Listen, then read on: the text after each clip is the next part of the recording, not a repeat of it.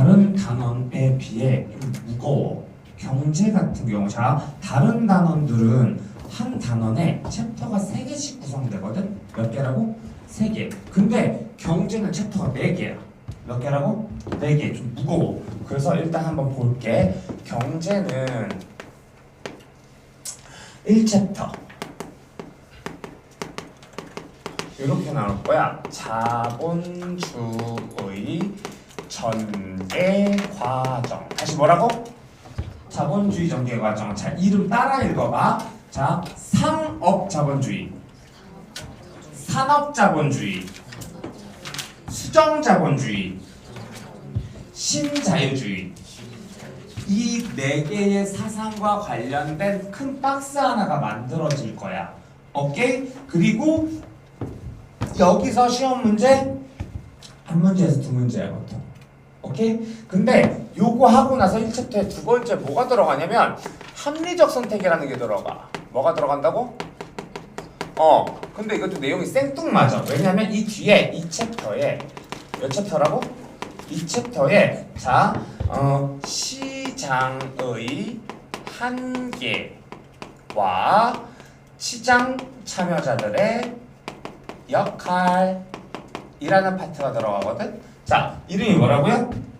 시장의 한계점. 시장의 한계를 원래 이름으로는 뭐라고 할 거냐? 시장의 자유를 줬는데 시장이 고장났다. 시장 실패. 이거 내가 한국사 할 때 수업 미리 해줬는데 역사적으로는 사건 이름 뭐가 되고 세 글자? 대공황.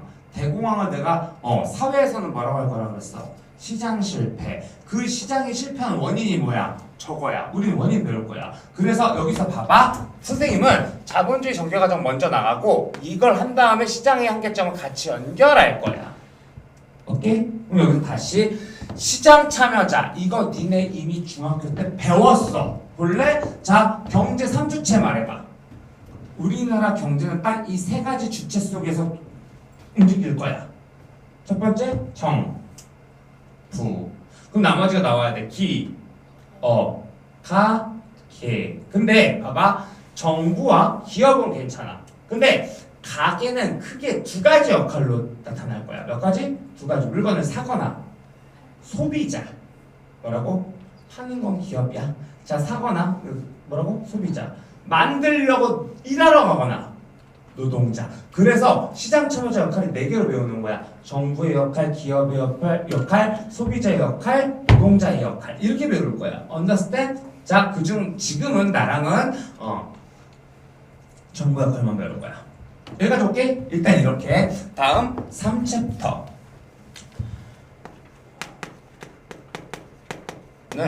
무역이론이라는 걸 배울 거야. 뭐 배운다고? 무역이론. 그리고 4챕터는 자산관리 배울 거야. 뭐 배운다고? 자산관리. 자, 여기서 이제 고난이도형 문제가 뭐가 나오는 건지부터 알려줄게. 합리적 선택. 이름 되게 별거 없어 보이지? 맞지? 근데 여기서 기회비용. 뭐라고? 계산 문제가 나올 거야. 결론 계산 문제 한 문제야. 오케이? 다음 두 번째 시장의 한계점. 여기서 일단 기본적으로 5개의 원인을 배울 거거든. 최소 5개. 몇 개라고? 5개. 여기서 고등경제, 수능경제의 티어에서 나타날 그래프형 문제, 그래프 해석 문제 2개 이상 나올 거야. 오케이? 상위 티어로 올라가면 그렇게 돼. 다음 무역이론에서는 자 절대우위론. 뭐라고? 그리고 비교우위론. 뭐라고? 간단하게 말해줄게. 우리나라랑 미국이랑 예를 들면 자동차를 서로 교환하고 쌀을 교환할 거야. 이때 1대1 교환비였을 때 각각 이득이 얼마가 나니? 늘 계산시킬 거야. 그리고 최상위 티어는 아직까지 여기까지 건드린 학교는 없지만 몇 대 몇 교환비로 해야 이득이 극상이 되니? 까지 물어보게 되면 좀 많이 어려워져. 계산 문제야 이것도. 오케이? 그리고 자산관리 우리 주식 뭐 채권 이런 거 중학교 때 배웠잖아. 맞지? 근데 이것도 계산 문제로 바뀔 거야. 간단하게 말하면 기훈이가 뭐 작년에는 1억에 80%를 예금에다 예치했었는데 올해는 또 다른 1억을 따내서 주워가지고 80% 주식에다 꼬라박았어. 오케이? 그러면 작년 대비 올해 수익률은 어떻게 바뀌는가? 이렇게 하는 경우 아니면 위험성 자산이 얼마큼 증가됐는가 뭐 이런 거 또는 뭐 연복리로 이자 수익이 발생됐을 때 총 수익금은 얼마인가 막 이런 식의 계산 문제 형태로 바뀌어. Understand? 결론은 경제는 그냥 지뢰밭이야 지금. 저기가 지뢰밭이야. 그리고 다시 한번 말할게. 우리는 4개 단원씩 배우는 게 아니라 5개 단원을 배우잖아. 맞지? 그러면 1차 예상이야. 1차 우리 학교가 전환이도형 학교다. 인 경우에 정말 최악의 경우 작년까지도 보면은 10단원을 버릴 거야. 내신에서 10단원 못 나가. 그래서 10단원이 아니라 우리한테 5단원이 되겠구나. 5단원은 못 나가. 그러면 1, 2 그러니까 뭐야? 정치와 사상 맞지? 그 다음에 3, 4 경제하고 세계화 이거 이렇게 나가는 경우가 발생할 수 있고요. 혹은 우리 학교는 버리지는 않을 것 같은데요? 하는 경우는 내가 볼 때 1, 2, 3단원 절반까지 나갈 확률이 제일 높아. 이해했어? 그러니까 지금 나갈 이 내용이 기말고사가 아니라 중간고사가 될 확률이 높아. 오케이? 미리미리 예측하면서 공부하는 게 좀 더 나으니까요. 한 번 더 이제 해볼게. 자본주의 전개 과정의 첫 번째 이름 아까 뭐라 그랬니? 내가? 잠깐만 제목부터 써야겠지? 자본주의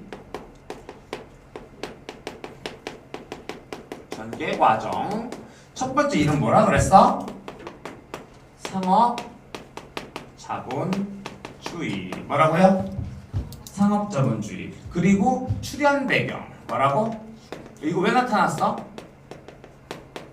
그러면 대공황. 아이씨 미쳤나보다. 신대륙 발견 뭐라고? 신대륙 발견. 여기서도 이제 하나 더 정치와 경제가 같이 붙어서 설명돼야 되는 이유 이제 보여줄 거야. 니네들이 교과 과정을 좀 잘못해가지고 세계사를 제대로 못 배우고 올라온 경우가 많고 세계사를 배우더라도 근현대사 쪽 시민혁명 쪽 세계사를 제대로 못 배우고 오는 경우 아니면 아예 절대왕정을 버리고 오는 경우도 생겨. 잘 봐. 원래 세계사에서 중세에서 근대로 넘어오는 계기를 내가 뭐라고 한다 그랬지? 시민혁명. 그러면 중세의 가장 기반이 되는 통치 시스템 이름이 뭐였지? 봉건제. 뭐라고? 봉건제는 누구와 누구의 계약 관계였지? 왕과 제후. 여기서 말하는 제후가 공작, 백작 이런 것들. 그리고 이 제후들은 자기 땅에서 항상 자 누굴 통치하지? 반은 농민이고 반은 노예인 사람들. 뭐야? 농노. 다시 뭐라고? 농노. 이 패러다임이 몇백 년을 유지가 될 건데 그 가장 기본적인 이유는 뭐 때문이었던 거야? 생산수단이 뭐밖에 없으니까. 땅밖에 없으니까. 무슨 사회였으니까? 농업사회였으니까. 이해했어? 자, 경제 측면으로 보는 세계사야. 잘 봐. 근데 봐봐. 이 중세시대 중반쯤에 뭐가 발생할 거냐면 십자군 전쟁이에요. 뭐라고? 그게 1100년대예요. 그때쯤 되면은 뭐가 등장하기 시작하느냐? 상공업이 조금씩 발전하기 시작한다야. 그러면 상공업자들은 세금을 왕한테 직접 내기 시작한다. 그래서 왕은 자기만을 위해서 일할 수 있는 군대를 만든다. 이해했어? 그럼 왕의 힘이 점점 커지는 거네 지금. 맞아? 이거 여기에 맛을 본 왕들이 직접 도시 상공업자들을 뭐 해주기 시작한다. 보호해주고 육성시켜주기 시작한다. 그게 상업자본주의의 기반 사상. 뭐라고? 중상주의 정책이야. 이런 뭐라고? 중상주의 정책이 이거 말하는 거였어. 그리고 이게 한 번 더 나가 상공업자. 이 상공업자들을 프랑스에서는 시민이라고 불렀던 거야. 시민혁명의 모든 사람이 아니라 이걸 말하는 거야 원래는. 알겠니? 근데 여기서 이제 한 번 더 가볼게. 자, 이 상태에서 뭐가 발견됐다고요? 신대륙의 발견. 자, 유럽의 무역 원래 어디 중심이었는데? 지중해 중심. 뭐라고? 지중해 중심의 무역을 패러다임을 어디로 바꿔버렸어?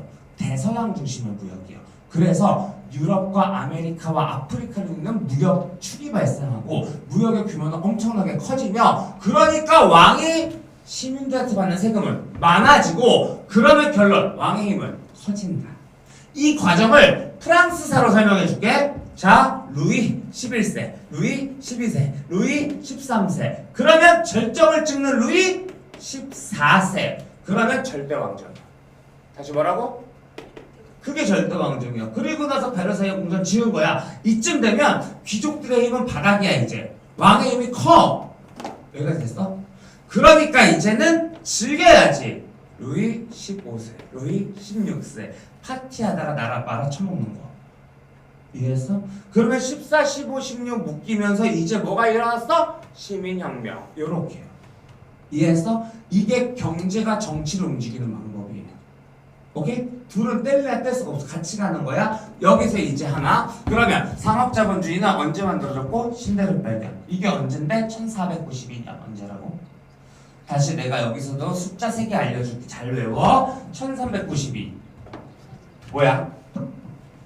조선광고. 1492. 금방 말했어. 콜럼버스 신대륙 발견. 1592.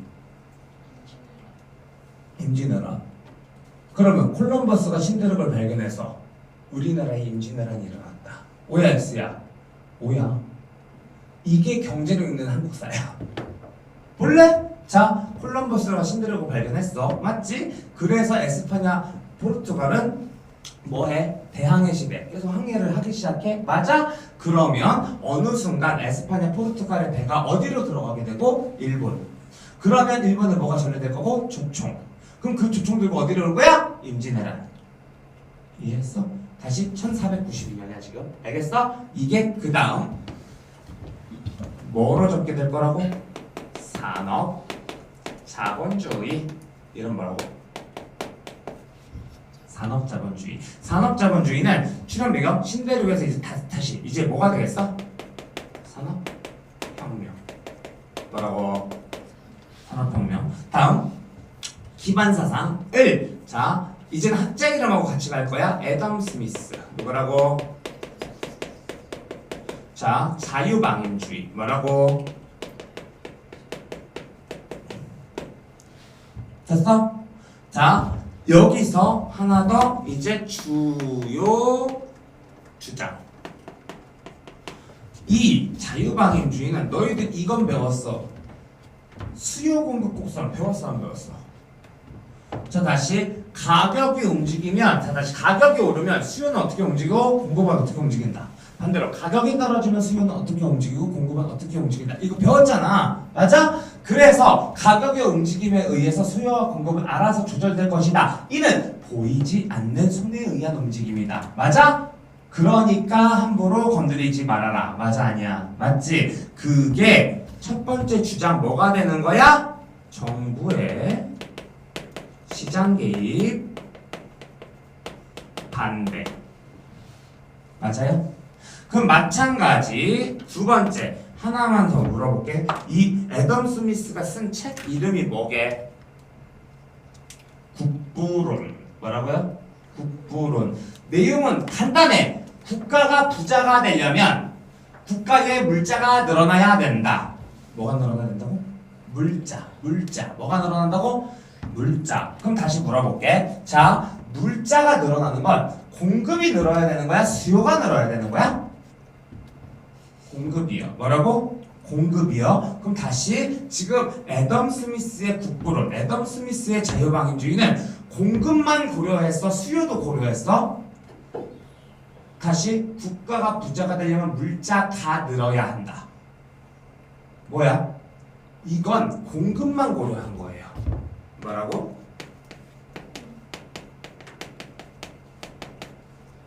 물자가 늘어나면 부자가 된다. 부자가 된 다음에 뭘 하라고 하는 게 아니라 부자가 되면 되는 거야 그냥. 여기까지 이해했어? 그러면 이미 문제가 생기기 시작하는 거야. 무슨 문제? 물건을 만들기는 겁나게 만드는데 안 팔리기 시작한다고. 이해했어? 여기에 심화 이론이야. 하나만 더 해볼게. 개인의 뭐라고? 개인의 이타심이 시장의 물자를 늘린다. 다 1번이야. 개인의 이기심이 시장의 물자를 늘린다. 다 2번이야. 1번이 맞아요? 2번이 맞아요? 1번 이타심, 2번 이기심. 자, 이타심 손. 이기심 손 내려. 오씨 똑똑해. 맞아. 이기심. 이런 개념이야. 기훈이는 베이커 뭐야? 빵쟁이야. 그래서 오늘 아침, 내일 아침, 매일 아침 나는 사람들을 행복하게 해주겠어 라는 마음으로 빵을 열심히 오늘도 굽고 있어요. 겠어? 아니면 오늘도 씨발 좀 존나 팔아가지고 개부자가 돼야지. 새끼들 빨리 처먹어야 될 텐데 막 이러면서 만들 거야. 1번이야 2번이야? 2번이 이기심이에요. 개인의 이기심이 시장에 물자를 늘린다. 그래서 결과적으로는 사람들의 행복의 총량이 늘어난다. 이런 형식이야.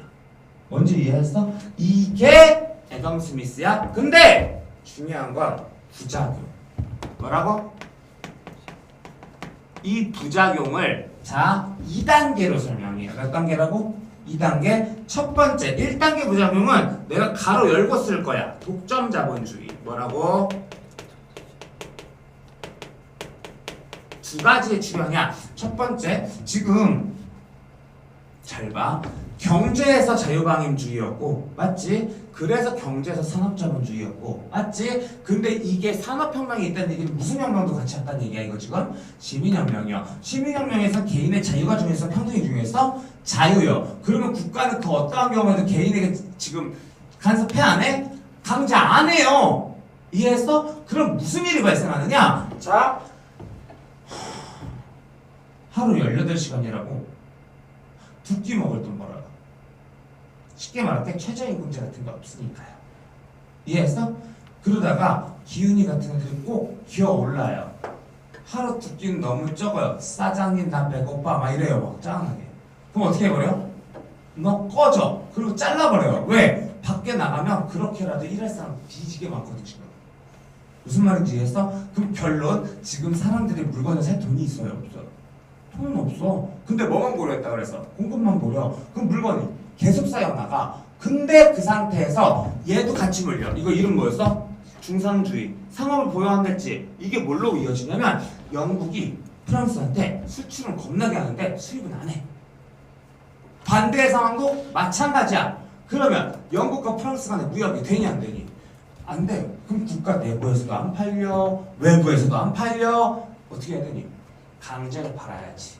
그러니까 식민지를 만들지. 그래서 제국주의가 출현하지. 여기까지 이해했어? 그럼 여 다음에 문제 더 생겨. 그렇게 했는데 해결이 됐어 안 됐어? 안 됐어. 그래서 마지막에는 터져. 그 마지막을 뭐라고 하니? 대공황이야. 뭐라고? 대공황. 대공황이 그래서 출현한 거야. 여기까지 이해했어? 그러면 다 봐. 대공황이 출현했어? 그럼 뭔가 다른 방법이 필요해.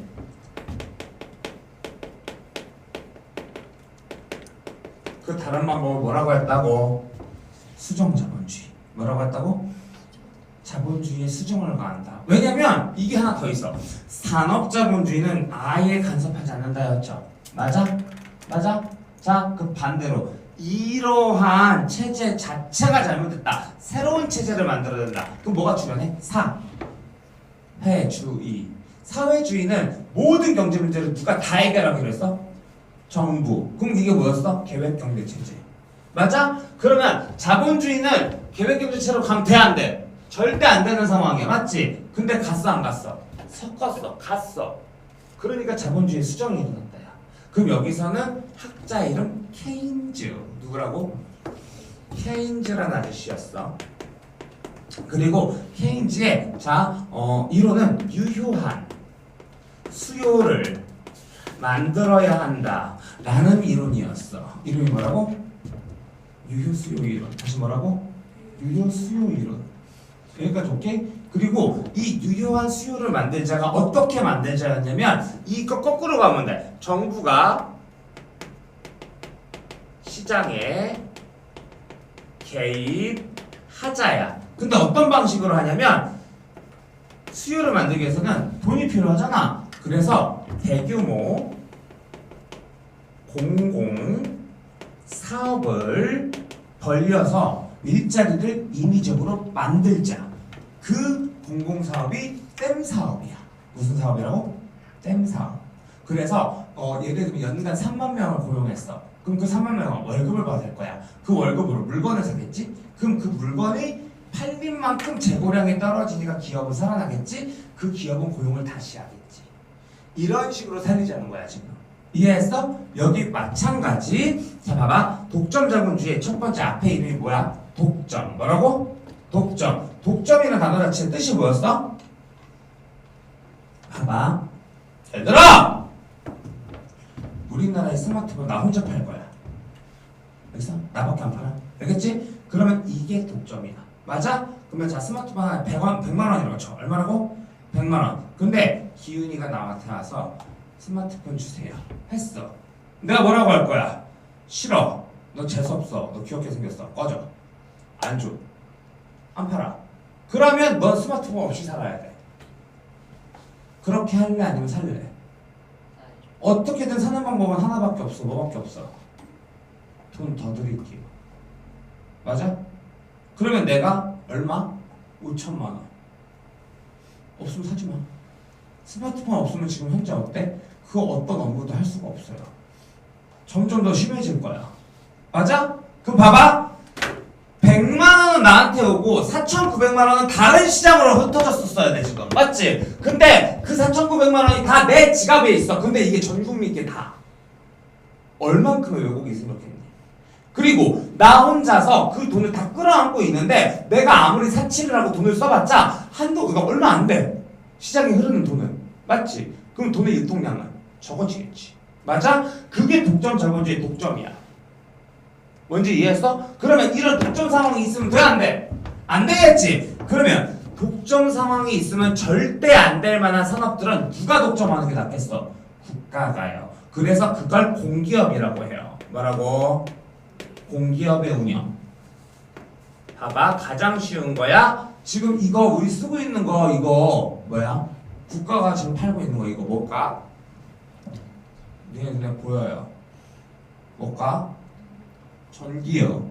한국전력공사. 전기를 누구 한 사람이 개인이 독점하면 돼야 안 돼요? 안 되지. 그래서 국가가 독점하는 거야. 뭔지 이해했어? 이해했어? 자 봐봐. 거기에 하나가 더 있어. 하나가 더 있어. 자 D. 유효한 수요를 위해서는 뭘 줘야 된다? 정당한 임금을 줘야 된다. 그러니까 우리한테는 노예가 필요한 게 아니라 뭐가 필요하다? 노동자가 필요하다. 무슨 말인지 이해했어? 그래서 노동권을 보호해야 된다. 뭐라고?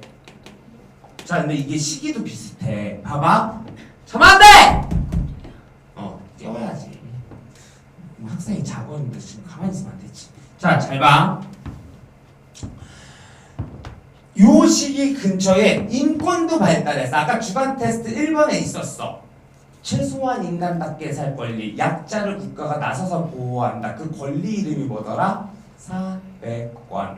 사회권의 기반 문서는 뭐였지만 바이마르 헌법. 그거보다 늦게 터진 뭐가? 대공황. 자 정치 체제가 아니라 경제를 먼저 움직인 거야. 경제는 유효수요를 만들기 위해서 노동자를 보호해야 된다. 맞니? 자 근데 정치는 누구든 최소한 인간다움을 삶을 살아야 된다. 맞니? 이 두 개가 만나니까 사회권, 사회법, 노동법이 만들어지는 거야. 맞아?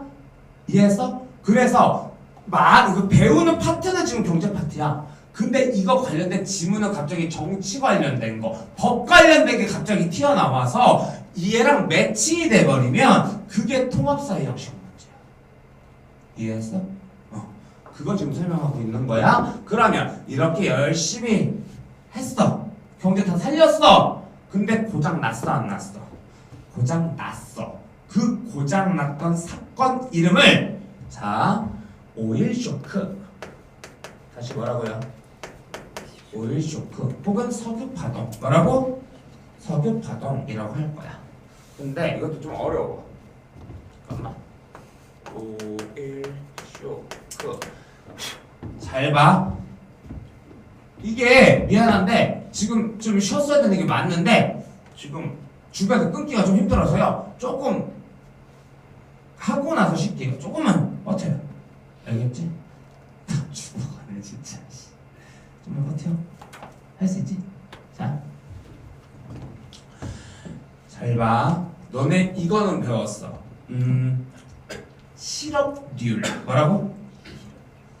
이렇게 해볼게. 실업률이 높아진다는 건 경제가 좋아진다는 건 나빠진다는 거야?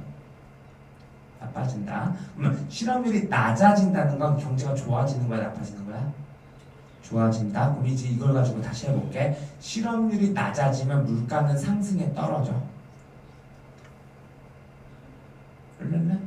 다시 실업률이 낮아지면 고용되는 사람이 많아지고 그들의 지갑에 돈이 많아지며 그러면 수요가 많아지고 수요가 많아지면 가격은 상승하고 그러니 전반적인 물건 가격의 평균 가격도 상승할 것이고 그러면 결론 실업이 낮아지고 물가가 상승하는 현상 그 현상을 뭐라고 부른다? 인플레이션. 여기까지 중학교 때 배운 거예요. 알겠어? 그 인플레이션 상황이 오면 어떻게 하면 됐었어? 금리를 높이고 통화량을 뭐 줄이고 많이 했었잖아. 맞아? 그럼 반대의 상황은 아직 안 배웠지만 할 수 있어요. 실업률이 높아지는 상황. 실업률이 높아지면 사람들의 구매력은 낮아지고 그러면 물가는 떨어진다. 그럼 이건 뭐야? 디플레이션 상황. 뭐라고? 디플레이션. 그러면 지금 대공황은 원래 디플레야 인플레야? 물건이 너무 안 팔리고 공장이 터져서 망해가지고 실업자가 뭐 엄청나게 많아진다. 다시 이건 인플레야 디플레야? 디플레라고 이거 지금 이해했어? 그럼 디플레를 해결하는 방법 되게 쉬워. 지금 케인즈가 말한 거야. 다시 실업률이 높아져서 물가가 떨어졌어. 다시 어떻게 하면 돼? 실업률을 인위적으로 낮추면 돼. 어떻게 하면? 10%의 금리를 1%로 줄이면 돼. 그러면 사람들이 돈 빌려가. 그 돈 빌려가서 사업해. 그럼 일자리는 생겨. 이해했어? 경제 위기를 국가가 해결하는 방법은 이걸 왔다 갔다 하는 거야 지금. 금리를 높인다. 금리를 낮춘다. 금리를 높인다. 금리를 낮춘다. 이해했어? 이걸 한 거야 지금까지 몇 년 동안? 한 50년 동안. 원래 대공황이 29년이야. 맞아? 자, 오일 쇼크 이거 어차피 현대사에서도 해야 돼. 1차 석유파동 73년. 해 빨리. 1차 석유파동 1973년. 자, 2차 석유파동 1978년. 너 불교니? 아니야, 말하면서 저걸 빡빡 밀어버린다. 자, 여기까지 오케이? 1970년대란 뜻이에요. 40년 만에 고장난 거예요. 어떻게 고장나냐면 오일 쇼크 현상 자체가 실업이 높아졌다? 그럼 물가는 어떻게 돼야 돼? 떨어져야 된댔지. 근데 올랐다? 이해했어요? 지금까지 40년 동안 없던 현상이 등장해버렸어요. 사람들은 겁나 당황했어. 지금까지 있던 해결책으로는 해결이 불가능해. 자, 이 현상을 스태그플레이션이라고 해요. 뭐라고? 스태그플레이션. 여기까지 오케이? 그래서 이 스태그플레이션 다시 이 오일 쇼크 석유 파동을 해결하기 위해 주장이 하나 더 나와요. 그걸 신자유주의 뭐라고? 라고 불러요. 그리고 여기는 기반 사상이라 부를 만한 이름은 없어요. 학자만 있어요. 그 학자가 하이에크. 누구라고? 그리고 프리드먼. 누구라고? 이 둘이에요. 오케이? 자, 다시 이들은 요 주장을 거꾸로 가면 돼요. 자, A 정부의 시장 개입이 없어야 돼요? 적어야 돼요? 아예 없으면 안 돼요. 그건 좀 불가능에 가까워요. 그래서 여기다가 자유방임주의를 못 쓰는 거예요 지금. 이해했어? 정부의 시장 개입이 최소화돼야 한다. 뭐라고? 최소화. 자면 안 된다 그랬다. 이불까지 덮고 자냐 지금? 나 더워 죽겠는데 나는 지금 열심히 수업하고 있는데 이불 덮고 자? 잘 일어나. 자, 다시 대규모 공공사업은 어떻게 해야 돼요? 가능하면 축소해야 돼요. 오케이? 그럼 여기서 제일 중요한 포인트야. 잘 들어! 자, 너네들이 좀 졸려하니까 잠깐만. 잘 들어, 진짜 귀여워, 잘 들어. 우리 생산수단 소유 유무 하나만 가지고 이 세상을 딱 둘로 나눠. 그럼 뭐야? 가진 자, 부르주아, 못 가진 자, 프롤레타리아. 이걸 뭐라고 불러? 계급론. 뭐라고 부른다고? 계급론. 이건 누구야? 마르크스. 뭐라고? 이게 아직 우리가 안 배운 2단원 심화 파트의 내용 중 하나야. 알겠어? 이걸 다시 나 뭐라고 했다고 지금? 계급론. 내가 낙수 좀 할게. 계급론. 그럼 다시 계급론에 반대되는 이론은 뭐 있는데? 우리 민주주의에서는 계급론이 맞아 틀려? 틀려요. 틀려? 알겠지? 잘 들어! 귀 열고 들어. 인생 바꾸고 싶으면. 계급론의 반대. 뭐라고? 계층론이요. 뭐라고?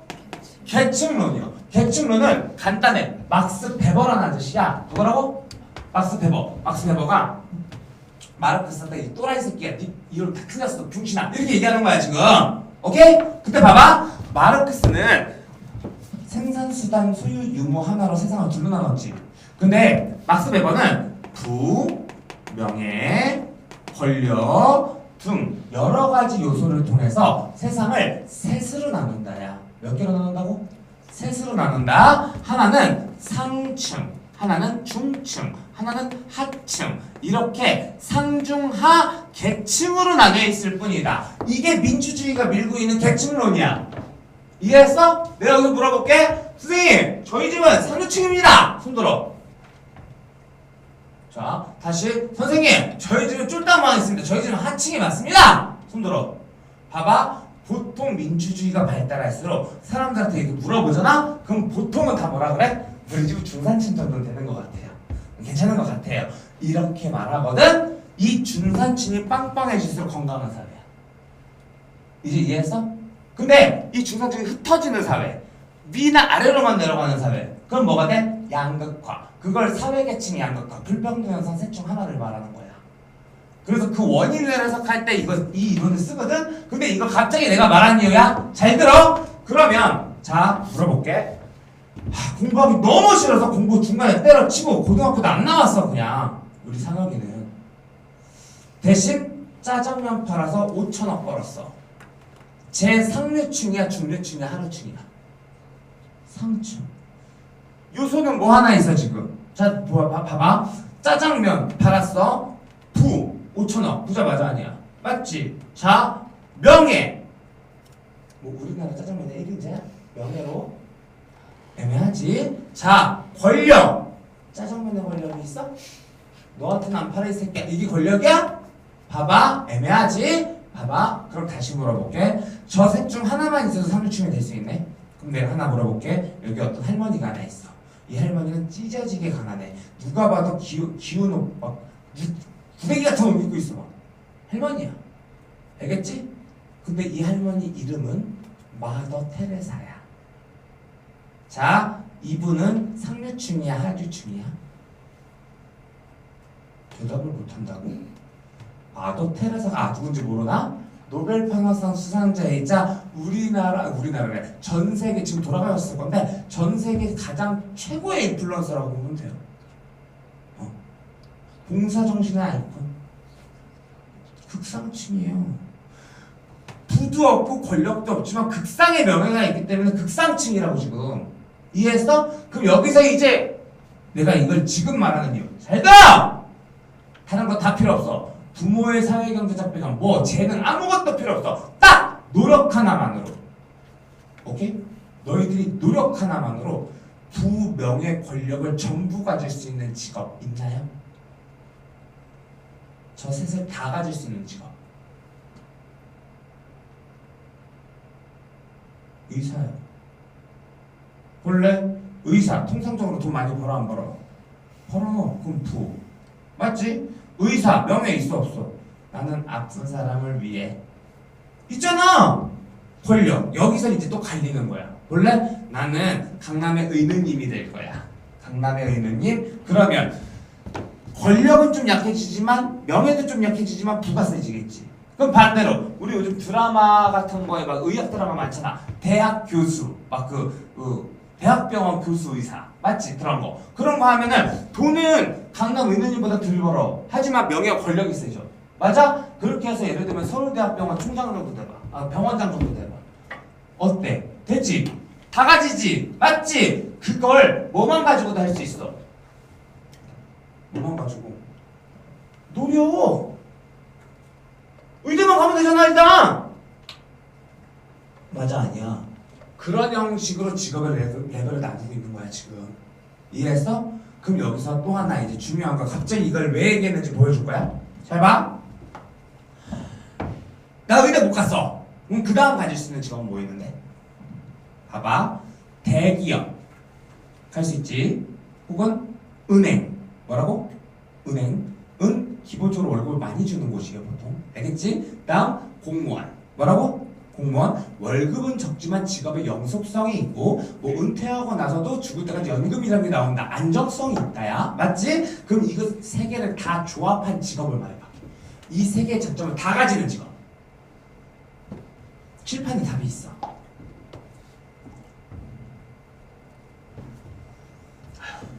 이거 읽어봐. 공기업. 볼래? 자, 우리나라 국민들의 주거 안정을 위해 만들어진 회사가 있어요. LH 뭐라고? 한국주택공사와 한국토지공사를 합병해서 만들었거든. 적자가 100조 원이에요. 얼마라고? 100조 원. 야, 100조 원 적자인 회사면 망하냐 안 망하냐? 120% 망해요. 무조건 망해야 되는 게 정상이에요. 알겠지? 근데 이거 왜 적자가 났어요? 국민의 안전을 위해서. 맞아 아니야? 맞지? 그러면 이거 누가 책임져야 돼요? 국민이요. 맞아 아니야? 맞지? 그러면 자 이득은 안 났어? 적자 100조 원이야? 하지만 나는 열심히 일했죠. 맞아 아니야? 맞지? 그럼 나 월급 줘 안 줘? 줘요. 다음 나는 열심히 일했어. 성과 있어 없어? 있어. 국민의 주거 안정이야. 그럼 나 뭐도 줘? 성과급, 보너스요. 적자 100조짜리 회사 뭘 준다고? 보너스. 봐봐. 대기업이자 뭐이기도 해? 국가기업이지. 그럼 법 지켜야 돼 안 지켜야 돼? 잘 지켜야지. 맞아? 그러면 빨간 날은 다 쉬어야지. 근로기준법 다 지켜야지. 추가금 뭐 그딴 건 없지. 이해했어? 그러면 이 모든 게 다 결합된 상태에서 마지막 하나만 결합하면 돼요. 은행. 뭐라고? 은행이기까지 하면 돼요. 그러면 그런 회사 이름이 뭐예요? 산업은행. 뭐라고? 산업은행.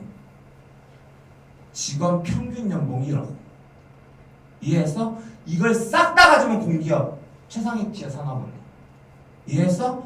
내가 지금 이거 왜 설명해? 이런 공기업 5개만 있으면 나라가 흥할까 망할까? 그걸 오일 쇼크의 원인으로 본 거예요. 지금 신재희 씨. 이런 공기업의 방만한 운영, 과도한 정부의 시장 개입, 그 정부가 도덕적 해이, 그래버리면 시장은 고장난다. 그러니까 옛날처럼 다시 자유로 돌아가자. 그래서 공기업을 민영화하자.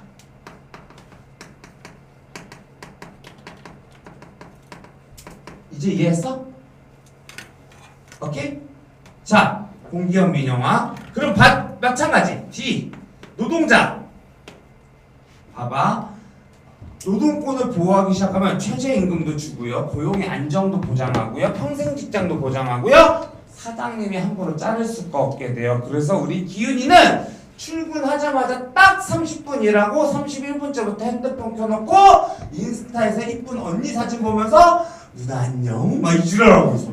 그리고 지나가던 사장이 나랑 눈이 딱 마주쳤어. 근데 기훈이 사장님 얘 이쁘지? 이러고 다시 보고 있어. 그리고 7시간 동안 그만 쳐다보다가 집에 가서 주 새끼. 잘라 못 잘라? 못 잘라. 못 잘라요. 그게 이 시대예요 지금. 노동권의 보호.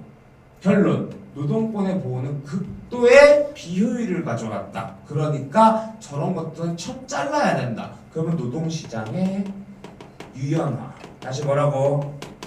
노동시장의 유연화. 그래서 언제든 해고와 고용이 쉬워야 된다 라고 얘기해요. 자, 그럼 여기서 이제 마지막이야. 잘 들어. 이거하고 쉴 거야 이제. 자, 공기업 민영화 해야 된다. 손 들어. 하지 말아야 된다. 손 들어. 난 그냥 북한 가야 된다. 손 내려. 많다 여기. 내려. 자, 잘 봐. 공기업 민영화. 이 공기업이 정말 운영이 쓰레기같이 되고 있고 이것 때문에 엄청난 비효율이 있는 게 맞아. 대신 이게 만약에 민영화 될 때 우리가 딱 지금 눈으로 보이는 건 두 가지 할 수 있어. 몇 가지라고? 두 가지. 자, 의사 얼굴 만나서 하이 닥터 하는 순간 20만 원. 그리고 너 깁스해야 돼 하는 순간 120만 원. 임플란트 박아야 돼. 그럼 600만 원. 너 암이야 하면 2억. 이해했어? 이게 의료보험 민영화의 미국이야. 해야 돼 말아야 돼? 뭐 알아서 생각해. 그럼 다시 자, 작년 겨울 개추울 때 미국의 텍사스야. 어디라고? 텍사스. 거기 겨울 한 달 난방비. 거기는 가스 안 써요. 거기는 지진 같은 거 나면 가스 터지면 난리 나기 때문에 모든 건 전기로 해결해요. 그래서 전기세 220만 원. 한 달 전기세 220만 원. 알겠지? 자, 한국전력공사 민영화 해야 돼요? 말아야 돼요? 이걸 선택하는 건데 여기서 중요한 거야. 그럼 지금 세상은 신자유주의야, 수령자본주의야?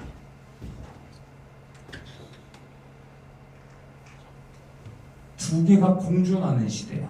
원래 보통 다 그렇지 않지만 보통은 그래요. 보수가 정권을 잡으면 어디로 가야 돼? 신자유로 가요. 그러면 막 노동시장이 유연화가 되고 공기업을 막 민영화하려고 하고 막 그래요. 반대로 진보가 정권을 잡으면 수정자본주의로 가요. 그래서 정부가 시장에 막 개입을 해요. 막 개입을 하면 인터넷 댓글에 난리가 나요. 이 빨갱이들, 아유 북한 애들 거 똑같이 따라하네. 역시 우리나라는 사회주의로 가고 있구나. 너무 기분이 좋다. 막 이러면서 빨강 막 이런단 말이야. 그러면 둘 중에 뭐가 맞는 거야?